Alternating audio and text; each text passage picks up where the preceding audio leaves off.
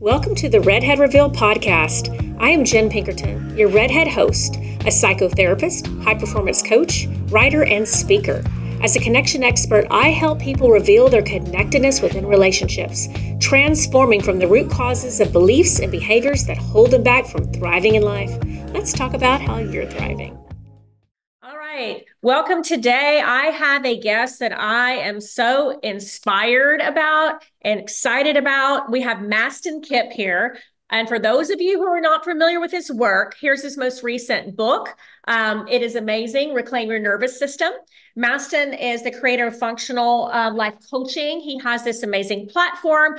And I can say personally, what has resonated with me to follow you for a long time is how much of this psychoeducation you provide to people to understand how their body really is the guiding force for everything that goes on with us, how we function, how we show up, what we do from an emotional standpoint. And I think that your work is really profound, and I'm welcome to be here today. Well, Jennifer, you make me cry. Thank you so much for having me. That means a lot. It means a lot. Absolutely. I want to start with one of your quotes that is one of my favorite ones that you put out recently, actually, and it was really resonated with me. And I think a lot of my viewers will feel the same way. But you said, instead of trying to find love, focus on creating the capacity in your nervous system to love and be loved in a healthy way. Yes. So let's kick off with that and explain to us what you really meant by that and what that is about. Well, it's a nice little simple sentence or two that means a lot. I try my best to be pithy on social media because you have to be. But if you think about like what are relationships, fundamentally, they're nervous system interactions. Basically, that's what they are. My nervous system is interacting with your nervous system right now in a certain context. There could be a business context, there could be a romantic context, there could be a platonic or friendship context, there could be context around someone being a pet owner, right? So it just kind of depends on what the context is. Um, and it's important to know, one, what's happening in your nervous system when you're relating to somebody, and vice versa. And if we can kind of make that known to you and each other in a safe way, then we can be each other's caretakers, we can be each other's protectors, we can be each other, have each other's backs, and we can also repair because relationship repair is when things go off and there's a fight or disagreement or rupture of some kind, be able to come back and understand what happened. And if I don't know what's happening in my system, then I don't know how I'm impacting you. And if you don't know what's happening in your system, you don't know how you're impacting me either. You just know how you're being impacted, and I know how I'm being impacted because of what you're doing. And if I have a problem, it must be your fault. It could never have anything to do with me in here. And so it's important to understand that love and secure functioning are behaviors and require us to know what's happening in me, and then if I know the other person across the table or in front of me, and what's happening inside of them, and we have context, now we can be friends, not enemies. We can not let automatic patterns run our lives and our relationships. And so creating the capacity to love and be loved in a healthy way means that you're aware of what's happening in your nervous system, you're aware of what's happening in somebody else's nervous system, and you both have good intentionality to be a fair person to the other person. And it requires two people to be able to do that, not just one. And a lot of people that I meet, I'm sure you do too, it tends to be over leveraged where one person tends to be doing most of the emotional labor, right? And the other person doesn't seem to be doing as much. You could call anxious avoidant and attachment theory, however you want to think about it. But what we want is we want fairness between those things. And the more I can self-disclose about what's happening for me, and the more that you can do the same, and we can work towards getting things done and accomplished, the better. And to me, that's what healthy love is really all about. It is not about being someone's therapist or their parent, but we do inherit people's childhoods and their unresolved issues as we get into meaningful relationships where there's high levels of dependency, need, attachment, etc. And so we should probably know what's going on inside ourselves and the other person and create systems of safety so that we can coexist together and grow. So hopefully that's uh, an answer to that question.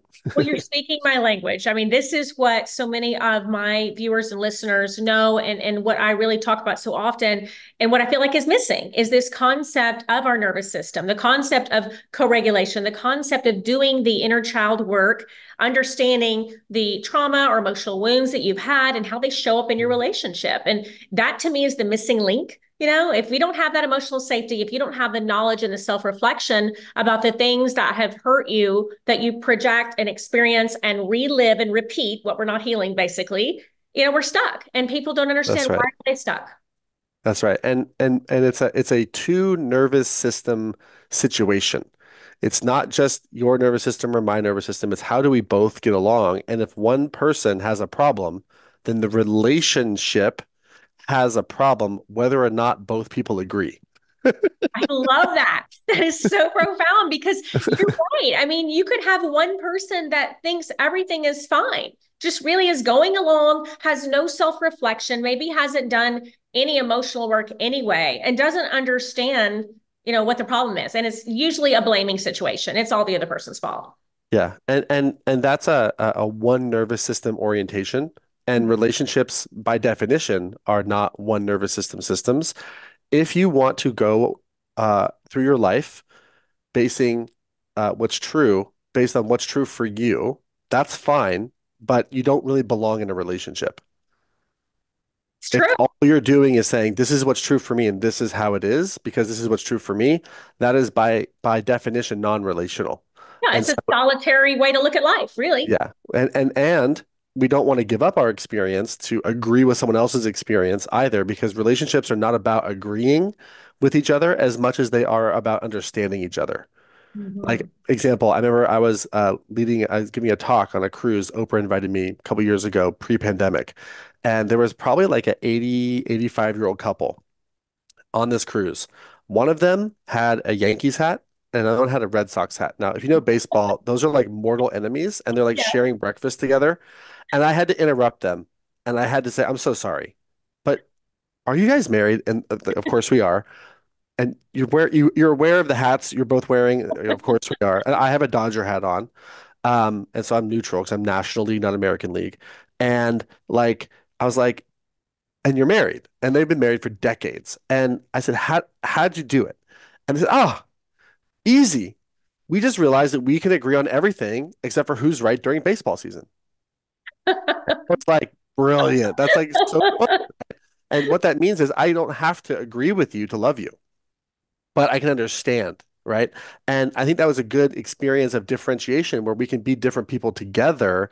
But I think people think that either it has to be all my experience or none of my experience versus all of my experience and all of your experience together is what forms a relationship. And we have to work on figuring out how to make those two things accomplish things and meet our needs and have fun and growth and all that type of stuff. But it's not one or the other, it's both. And for so many people, I just don't think that's the way people look at relationships, No, without it's not. understanding that. And you talk so much about when I've watched even a lot of your videos where you are presenting and coaching with your big group of people and audience, it's about hacking your nervous system. It's about this idea of you can actually completely fundamentally shift the way you show up. And I think that's so hopeful for a lot of people. Mm, And, yes. I've heard you say also about that when you experience these stuck moments and these life crises, it's really an opportunity to understand why am I in it? What's Yes. unhealed in me that I haven't addressed that is causing this? Yes. Yeah. I mean, it's true. I mean, it's like the Instagram world or the TikTok world is different than like a coaching session or a seminar. Like there's things that we have to do to get attention for people because online it's like 5 seconds and they're gone. Not even Yes. five, like a half Yes. a second, they're gone. Yes. And the idea of hacking, like what does that really mean? It basically means like it's this is not like we're not making claims like in the fitness world. People make all these claims. They're just ridiculous. Like so we're not doing that.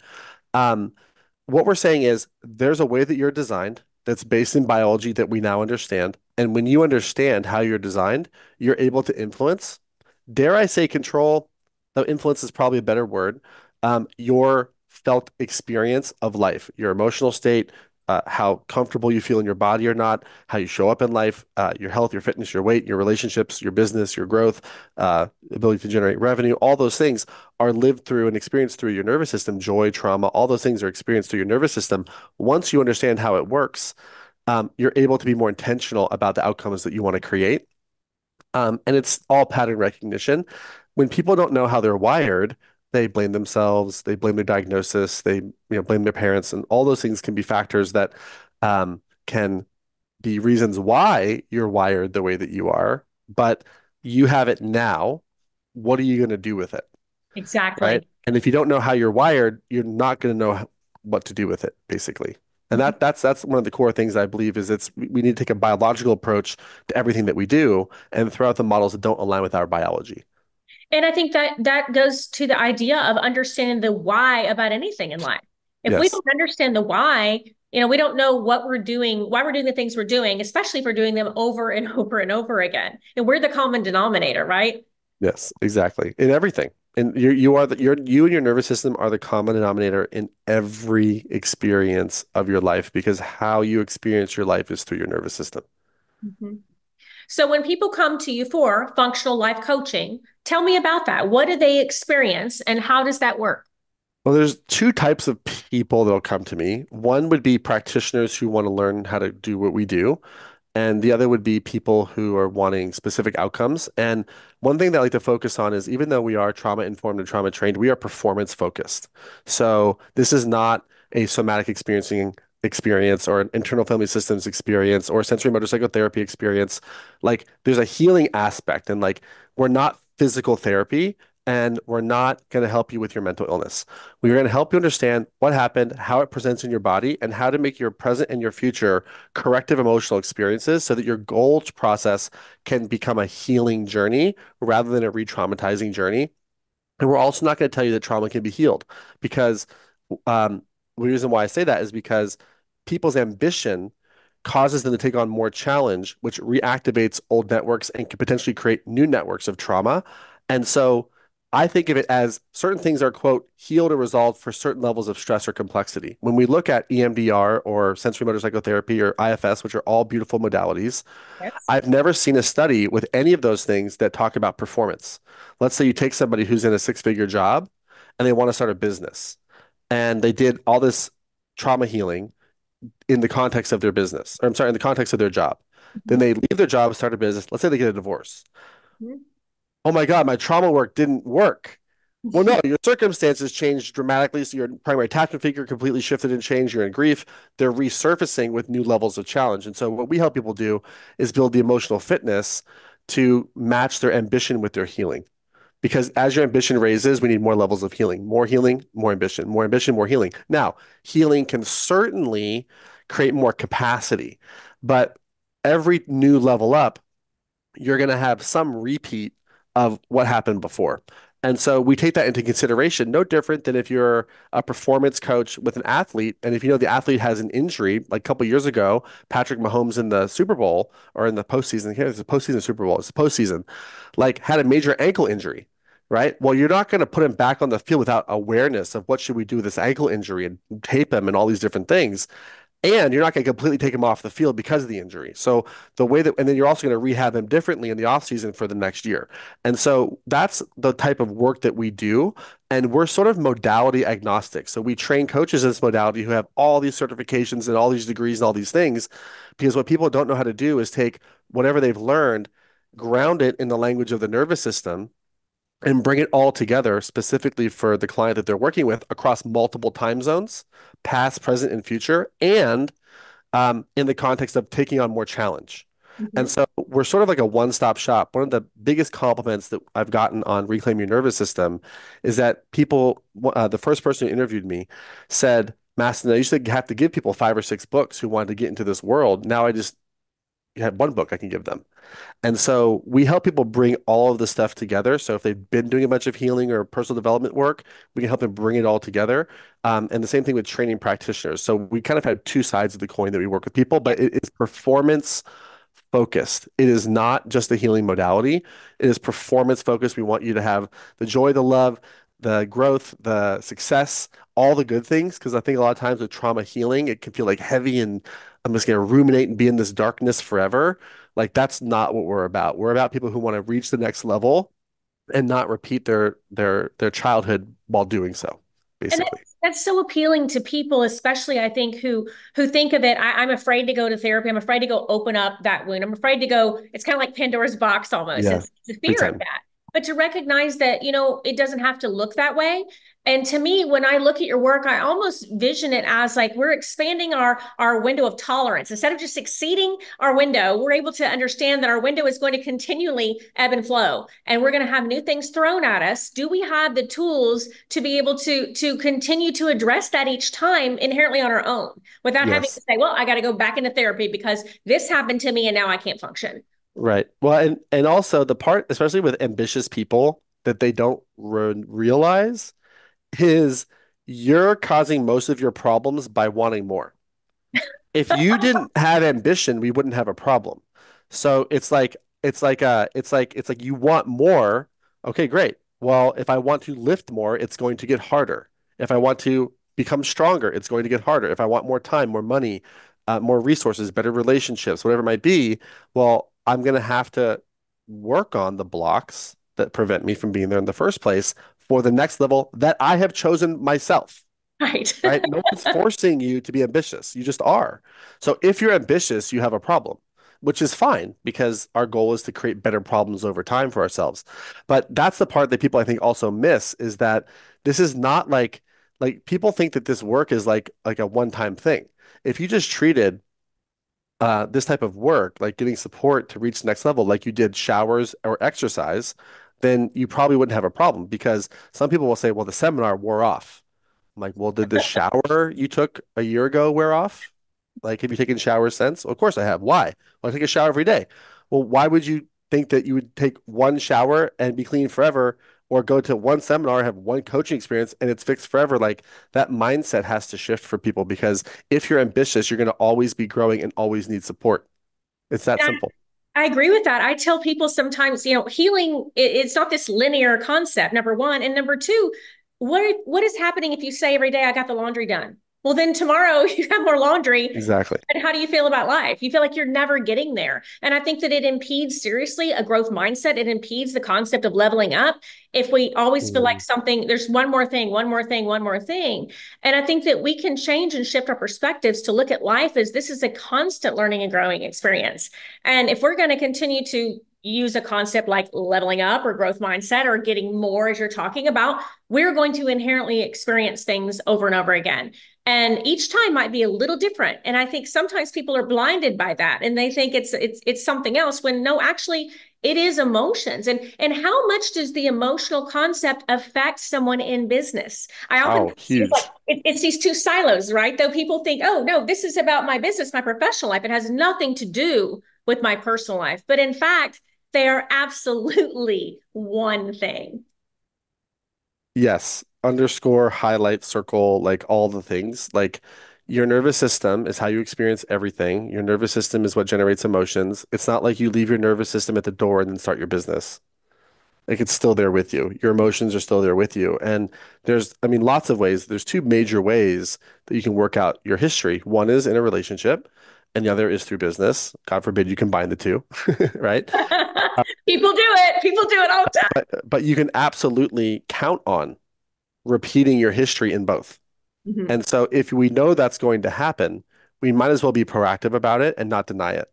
And we might as well have a good plan for what we should do so that we can reach next level in business or relationship, knowing that there are predictable ways in which I'm going to get in my own way because that behavior activity wasn't safe in my history, Mhm. right? And I don't believe in self-sabotage because sabotage is intentionally stopping something from happening. This is all unconscious, Mhm. right? So it's self-protection. But if I know that I protect myself in certain ways, then why wouldn't I want to be proactive on planning that as a part of my just business continuity program?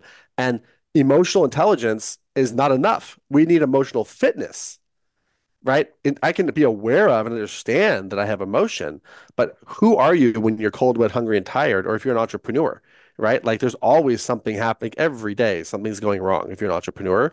Like being able to be the calm in the storm will dictate how long and how successful you are ultimately, especially if you're an entrepreneur in business, because if you're in business and starting a business, that's like being a gladiator. The longer you play, the more likely you are to die, just by the statistics. Well, what's the difference between the ones who make it and don't? It's not just product market fit. It's how they go through what they go through. And that's all about self-regulation and nervous system regulation. I hear you saying the words plan. I hear you saying the words strategy. And to me, that is so contradictory to what a lot of people assume even goes into any work about we're talking about nervous system, we're talking about emotional trauma, we're talking about how we're showing up.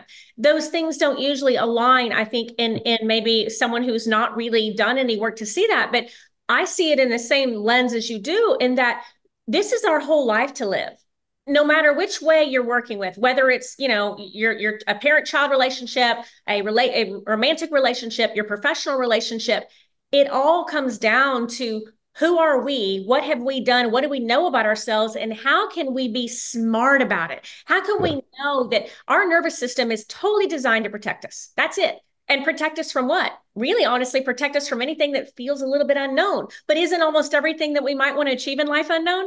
that's So right. now we're in a contradictory state. What do we do with that? That's right. Well, so I should put this. So different parts of your nervous system are designed for different things. Ultimately, everything is designed for your quote unquote survival. You could argue that becoming successful is also a survival strategy. Um, so there's that. However, it's all about metabolic resources, right? So we think about like when you're stressed, when you're overwhelmed, we don't have enough energy in our nervous system to turn on our prefrontal cortex for thinking, for planning, for creativity, and all that type of stuff. We're in our midbrain and our lower brain when our sympathetic nervous system and our dorsal shut down, immobilized states. All of those things require less energy than like your prefrontal cortex, where we're thinking good. So, depending on the state that your nervous system is in, it sort of has a different purpose. So, if you're in a sympathetic fight or flight state, that purpose is running or fleeing and right or fighting. If you're in a dorsal immobilized shutdown state, the purpose of that is to prevent you from being aware that you're basically under imminent life threat and to check out and be dissociated. When you're in a regulated state, the purpose is health, growth, restoration, and creativity. And so our nervous system can help us achieve things, but we need energy to do it. And what does our brain and nervous system need for energy? Oxygen and glucose. Sorry, keto people, but we need glucose for the brain. The brain needs glucose. I'm so sorry. Um, and that's not endorsing eating a ton of sugar also, but I'm just saying that like ketosis is not good for our brain. And unless you have, certain like medical issues, but just generally speaking. And so if we have enough safety, if we have enough oxygen, if we have enough glucose, if we have enough relational support, then we can turn on the higher functioning parts of our brain, which is a part of our nervous system, and create and plan and execute and have relationships that are safe and supportive.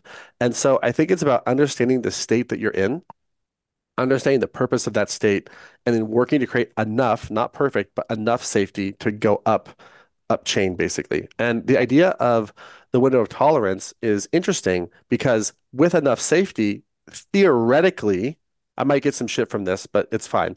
With enough safety, theoretically, your window of tolerance could be infinite.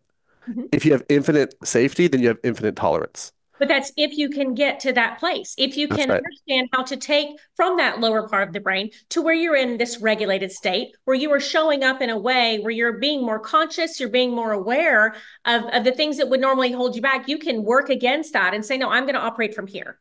That's right. And who That's right. knows how And to do that without the help, you know? that's right. And that's everything that we do is all oriented towards that because to me, that's like the most important thing that makes everything else possible. Relationships, love, business success, all that stuff. And I think a lot of people, when you even think about the term of emotional regulation, especially when it relates to business, because I also, sit in that space not only as a psychotherapist, I do, high performance coaching as well. And for that space, it's a very different concept to think about emotional regulation. I find that people are like, what are you talking about? That's completely irrelevant. And I couldn't disagree more. And I love hearing that you are from that, same lens, that it is so important to prioritize and understand what that's about. Yeah, well, usually when people are in that state, of like emotional regulation doesn't really matter. First of all, there's so many different types of regulation. There's emotional regulation, there's somatic regulation, there's cognitive regulation. There's so many different things that we have to regulate: our thinking, our thoughts, our feelings, our physical sensations, so many different things, behaviors. And when you're in a regulated state, all those things become easier. But usually the go mode people, which hello, I am go mode. I'm here for go mode, right? Or What true. Yeah, so we think about that as like a sympathetic, mostly sympathetic fight or flight kind of state that we're in, and we're like, we don't have time to go slow. We want to move things forward. We're very like quick. Let's make it happen. I don't have time for emotions, which is great. People like that usually have experiences in their history where they were immobilized, and they never want to go back to feeling immobilized or powerless. And they're gonna figure out either by choice, hopefully, or by circumstance, which is most people, meaning a crisis, that it is valuable to slow down and revisit the times where you felt powerless, like you had no power, you were immobilized for whatever reason, and to not be afraid of stillness or slowness or powerlessness and the emotions of it, because that time is over. And so they spend so much time in go mode trying to outrun something that's already over.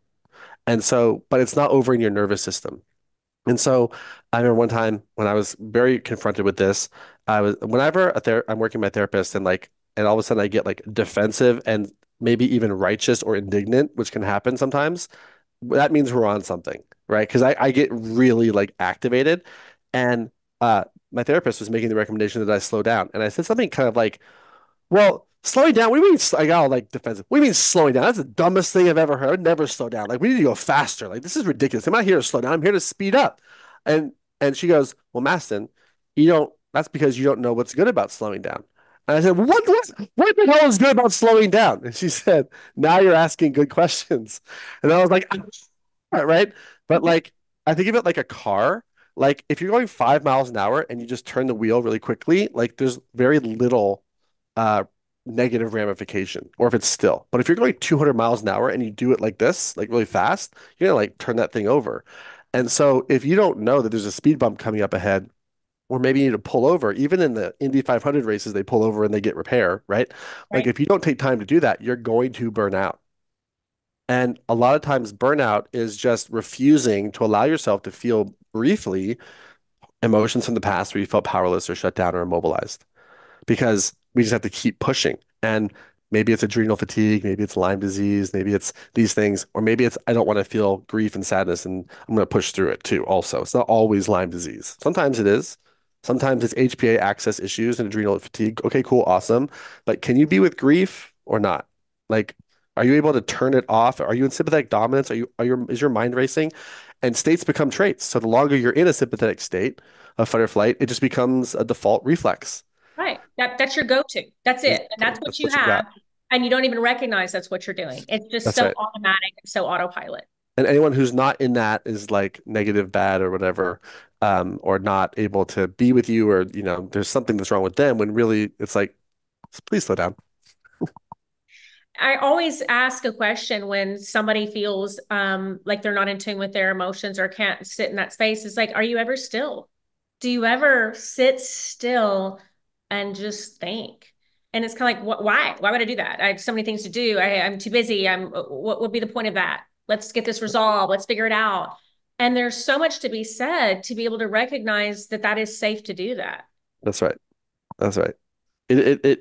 Or it can be safe, because if you think about stillness, like in the wild, if you sit still with your eyes closed and meditate, what's the likelihood that a predator is going to get you? Pretty high, right? So I think that like we can, or some people were held down or forcibly not able to move for different reasons in their trauma history, and so we can make stillness safe. And there can be good reasons why it wasn't safe, but that's about also updating your nervous system, because the purpose of stillness and recovery is to give you more energy to do the thing you want to do for longer. So Mhm. there's an actual value and a utility to it. It's not just like the timeout, like when you're a kid, your parents put you in timeout, maybe. It's like, no, like I'm recharging my battery. And I found that high performers, when they have a purpose for something like stillness, also are more open to it. I include myself in that, by the way. Well, that's a positioning, right? It's a positioning way to look at it to say this has value to you and it's going to have a multi-purpose function. Yeah, And exactly. It's a strategic way, I think, to look at things that are sometimes uncomfortable. Yeah, exactly. Yeah, I spend a lot of time um, trying to figure out how to help smart people do simple things that they don't want to do that are going to be really good for them, you know? Helping smart people do simple things. I like that. And we should really think that isn't it so simple to be able to feel emotionally safe, to show up emotionally, to be able to not have things hold us back that are negative, that basically allowing our trauma to dictate our future instead of actually recognizing that we can have something that looks very different. Yeah, it's simple, but it's not easy sometimes, you No, know? definitely not. I know that you look at a lot of different modalities as all important and all relevant in their own way, but I have heard you speak more often, at least in what I've seen, about parts. And I think that's so important, and a lot of people don't have any awareness of parts and how they show up for us. Is there anything that you could maybe share, especially with some of our audience who might not really understand how parts affect us and how that Sure. works? I'd love to hear your viewpoint on Yeah. Yeah.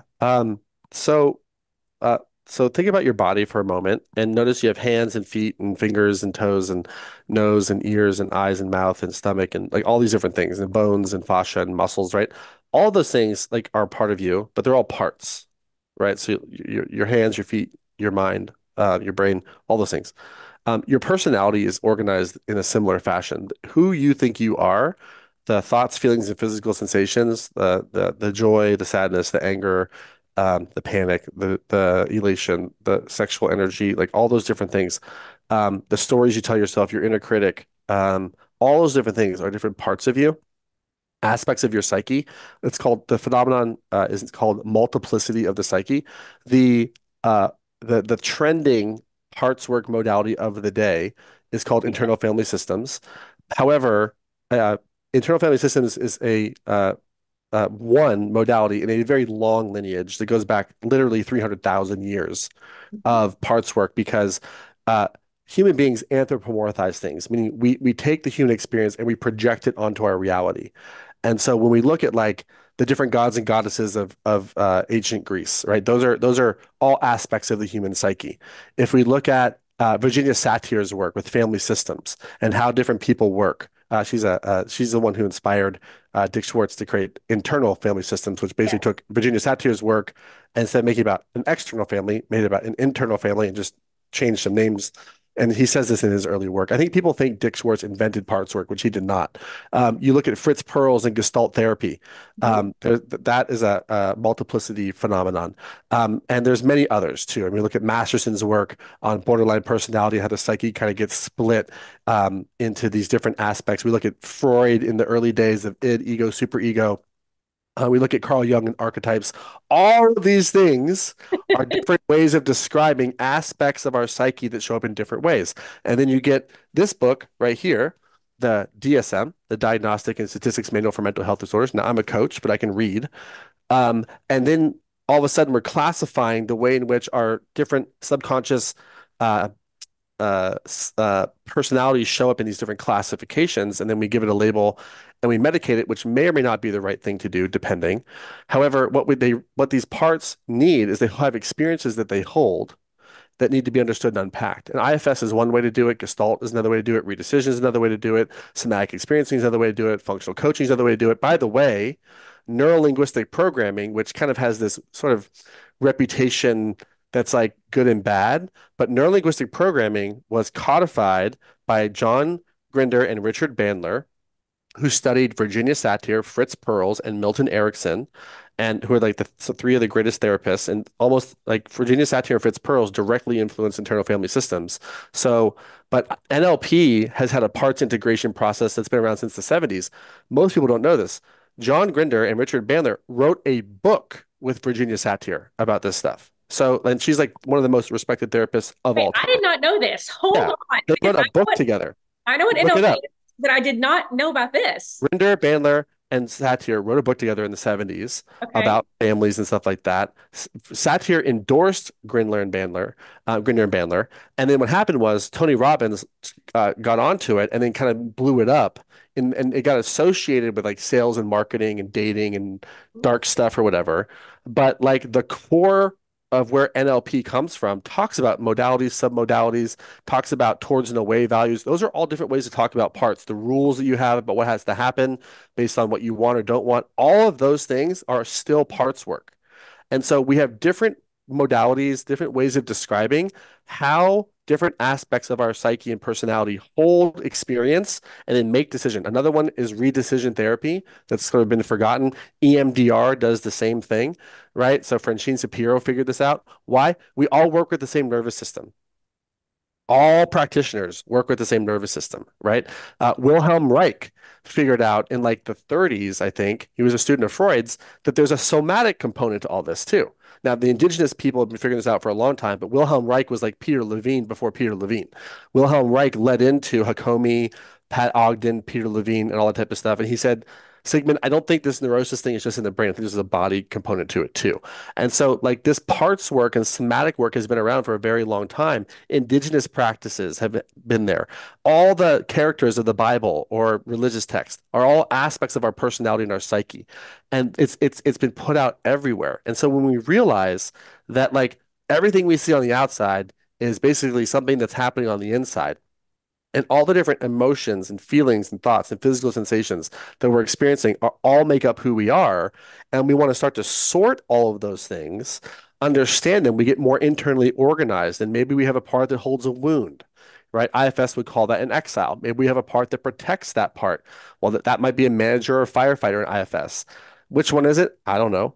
I'm not sure. I don't get caught up in labels. All I know is we hold experiences somatically in our body, in our fascia, in our memory, and we hold it in our visual cortex, and we get to bring it to the prefrontal cortex for the PFC touchdown, and we get to integrate these things as we get older, and we have different parts of us that hold different experiences. And when we don't know these things, we're out of alignment, we're fragmented.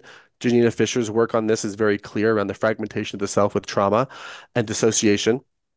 Ruth Relanius has done tremendous work on what happens in the brain with dissociation and how that fragmentation actually happens. But there's so much that we can unpack about who we are. And our goal is integrating all of that, bringing it all to consciousness, bringing it all to awareness, making meaning. And then the technical term is redecision, making a reappraisal, a new decision about what all this information means from our prefrontal cortex. And that's what everything is trying to accomplish. IFS, psychedelic therapy, NLP, whatever, we're all trying to accomplish basically the same thing, which is why I say if a model does not align with our biology, we should throw it out. Mhm. And So everything you're that saying, might be way too much of an answer. I'm not sure, but no, I think it's wonderful because it really drives home what I'm trying to say here too, is that there's so many ways to address this, but the core idea is still the same thing. That if we only just think of, yeah, this is just the way I am, we're doing ourselves a disservice. How about understanding there's so many parts of us that make us who we are? And if we that's can right. understand them, then we can actually have a much better handle on why we act this way. What are our patterns and behaviors? And what is the why? And I think once you understand the why, that is when transformation, That's begins. right. That's right. And I love the long explanation because to me it drives home something that is actually really a big thought, but can be quite simple if you just grasp that part of it. And that we actually have the power to understand why we're wired the way we are, understand how our body works in relations to our emotions, our thoughts, our feelings, our behaviors, these patterns. And we have the option to have a plan, to have a strategy, to shift that, to pivot that, and to have a very different outcome. That's right. And That's that's right. hopeful, that's And exciting. that's right. And this notion that only therapists, no offense, but only therapists are like qualified to treat trauma is nonsense because the DSM like was first published, I think in like 1952 or 3. Like it's not even 100 years old. The human race did just fine figuring out how to navigate trauma before 1950, right? Like indigenous populations have been doing it forever, right? Shamans have been doing it forever. So it's like we need safe people, we need trauma trained people, but the demand for this work is so high that the idea that I have to only have advanced degrees and then only be able to diagnose people based on the IDC-11 or the DSM-5 and then create a treatment plan and that is how we treat trauma is just like old and antiquated. Like what we need is safety. We need to be understood. We need to be heard, and we need to transform it with a purpose. And that Yes. needs to be done like in a safe, healthy way with safe people. And I love therapists. We have a lot of therapists that we train. I go to therapists, but I don't go to a therapist because of their degrees. I go to them because of the safety I experience with the individual. Right. And I don't think that therapists are the answer in a lot of ways. What I think the answer is to have the curiosity to want to understand why we are the way That's we right. are. And if you That's want to right. get that through therapy, great. If you want to get that through books like you've written and other also books in this space that are educational, psychoeducational to understand yourself, whether it's you're listening to podcasts, whether you're going to retreats, you're going to seminars, anything you can do to absorb the knowledge to understand yourself, that That's is right. what I think matters. That's right. And to be able to get it to the prefrontal cortex and to be able to make a new decision. Mhm. And like ultimately, like that's our goal. And there's so many ways to do it. And when you know how you're wired, it makes the process of making that happen so much more likely and possible than just being like, well, that's just the way that I am. It's like, well, but it doesn't have to be. Mhm. It doesn't have to be. When people say it is what it is, it just makes my skin crawl because nothing is the way it is. That it Yeah, might be that moment, but it doesn't have to be in the next moment. It doesn't have to be in the next minute, the next day. It doesn't. We that's have right. complete power within us to shift and pivot and to learn and grow. That's right. And nobody has to stay stuck. That's right. They don't have to. That's right. So, what do you think is the most common person that shows up to, one of your workshops, one of your events, or even the type of reader for your book? What do you think they're putting out there? What are they missing? What are they saying? So that I want people that are listening today to identify, what, that's me. And Hmm. I need this book. That's I me. And think, I need to follow yeah, Madison and go to one of his oh, I events. appreciate that. Who is that person? I think it's a couple different types of people. I think there's high performers who are like, why isn't anything working anymore? Hmm. I've been doing all this stuff that's not working. That's one group of people. Another group of people will be people who've done so much healing, but their life isn't changing. So because they just have an encyclopedia about their history, but they don't know how to make a new outcome. I also think that we work with people who are trained in many different modalities, but don't understand how the nervous system works and how to bring the understanding of the nervous system in multiple contexts to breath work, to therapy, to somatic work, to coaching, and all those different types of things to get the best outcomes for your clients. And so it's both people who don't understand how their nervous system is impacting them because of their history, showing up in the present and preventing them from moving forward in their future for different reasons, or practitioners who don't know how to bring all those things together. Those are the two people that we work with the most typically. Hmm. And I think from a business perspective, it's even more important because those are the people I think that are only strictly focused professionally, that don't really give a lot of credence, a lot of heed to the emotional part is not very important. That if those people might be the ones that actually can make a pivot, then imagine how else that will filter over into every other part of their life. Yeah, exactly. And usually those people who are more the high performers, I'm not trying to be negative, it's just kind of what I've seen. They usually have to hit some type of a life crisis Yes. before they're like, what happened? Right? And then if they're smart, that crisis will fuel some curiosity to help them figure some things out. Um, a mentor and friend of mine who's been very public about this, Michael Hyatt, is in this category. Like he's a dear friend. I love him tremendously. And a year or two ago, he had a heart attack, and then he got very curious about like the cause of it because he ate perfectly and all these things. And his daughter gave him a book all about allostatic load. And he started to learn about which is the accumulation of stress over time. He goes, "Oh, this is a big piece of what drives me." And then he found my book and he's been very public in supporting it, which I'm very grateful on about and appreciate. But it's beautiful to see because, I'm glad he's still here, but he did have to go through a crisis. And he's been, again, public about this on Instagram, so I'm not outing him. And then that made him go, I wonder, I wonder what this is really about.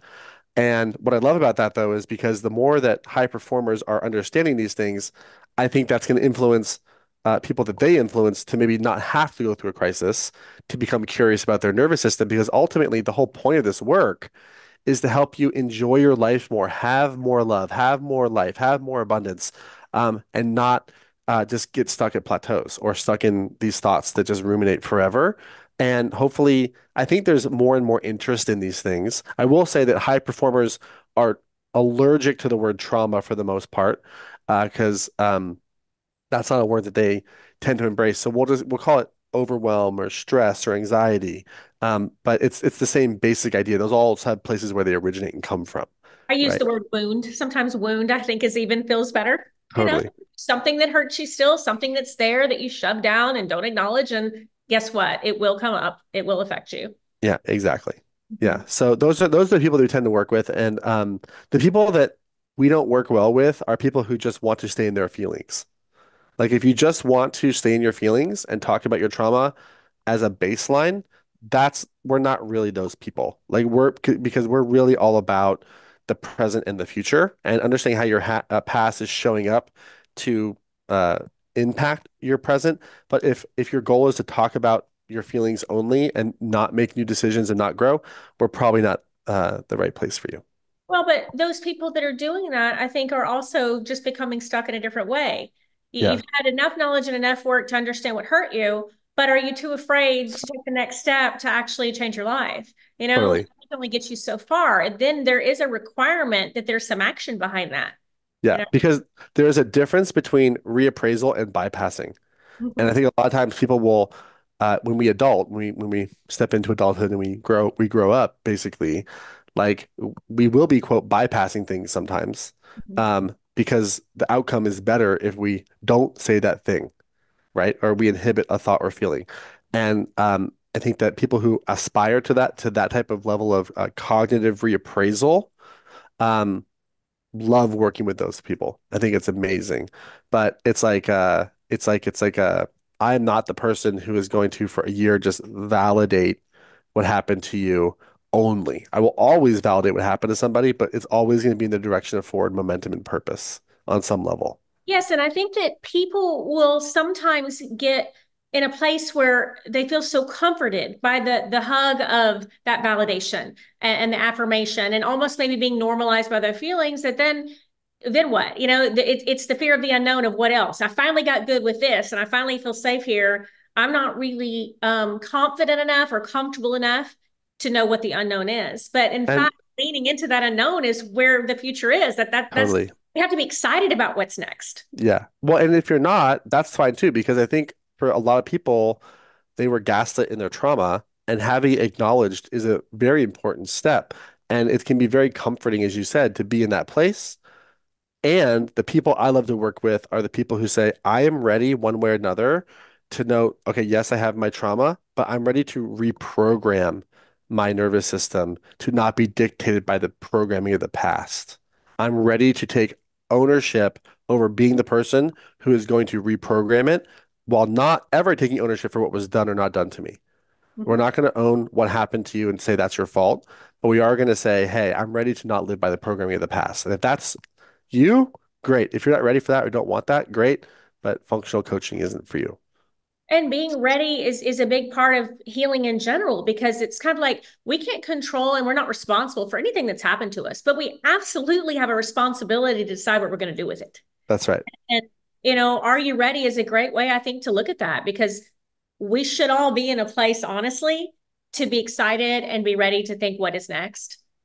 And if you don't do that, I think you're missing out, and Yeah. maybe you're not ready yet. Maybe it's the timing, maybe you're still on that healing journey. But I love your book. I love your Mm, focus because it is about this positive, exciting, strength-based perspective of yes, wow, we've got all this within us. We can rewire this, we can change this, and then, you've got your whole future ahead of you. that's right. And you can, I'm not going to say that whatever happened to you happened for a reason, but you can find purpose in what happened to you and a reason to move forward that creates power and creates purpose and creates meaning and can make your future better than your past. Yes. Like there's a message within that mess. Yeah, yes, oftentimes very much so. Maston, you are amazing. Oh, I love everything you're doing. It's awesome. And I hope everybody will buy your book, Reclaim Your Nervous System. I'm going to show it again. Of course, it'll be in all of our show notes. We always ask a question that a prior guest has left for the future guest. And I want to give that to you and then ask you to please leave one for the next guest. So, your question was, what are the ingredients for you to feel emotionally safe in a relationship? I love that so much. I think for me, it gets down to some pretty basic ideas. I want to be able to have a shared context with somebody where we're on the same page, even if we disagree. I want to be able to feel heard, understood, and acknowledged, and vice versa. I want the other person to feel that way. And I think from that place, if we have a shared vision and a shared purpose, a shared reason for why we're doing the friendship or the relationship or business partnership, whatever, I think that creates everything else. If we can hear each other, if we can experience a shared purpose, a shared vision, if we can help each other feel understood, and also knowing how to fight well. Stan Tatkin talks about leading with relief, which is this idea that put myself aside for a second and just help you feel regulated and be able to do that for yourself and for the other person, have that be reciprocal and have the emotional labor feel even over time. To me, those are the ingredients of a safe relationship. And to be conscious and aware of how your trauma patterns are showing up, and vice versa, so that that's reciprocal, so that we're not blaming the person in the present for something that we should have blamed someone in the past for. I mean, I couldn't applaud more. That's awesome. What do you think you Hmm. want to leave for the next person? What you got? I was thinking about this. When was the first time you felt like you were living your purpose? Okay. We will find out. We will see what Yeah, the next guest I'm has to do with curious. that. Yeah, I'm curious. It was such a pleasure today, Maston. Thank you Oh, for joining us. Jennifer, thanks for having me.